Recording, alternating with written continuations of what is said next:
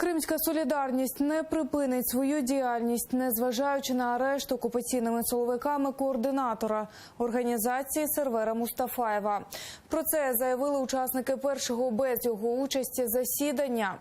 Раз на місяць кримські активісти збираються, аби обговорити ситуацію в окупації, підтримати політв'язнів, яких все більше у тюрмах анексованого півострова, та подбати про їхні родини.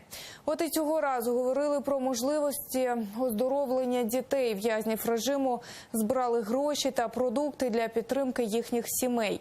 Окупанти усіляко перешкоджають діяльності організації, навіть влаштовували погроми на її засіданнях. 21 травня заарештували і Сервера Мустафаєва, координатора спілки, і намагаються долучити його справу до так званої справи про тероризм «Бахчисарайська група». Это никоим образом никак не отразится на той мирной борьбе, которую мы ведем. Это никоим образом не отразится на проведении крымской солидарности. Это только лишь усилит наши позиции и уверенность в том, что мы делаем все правильно.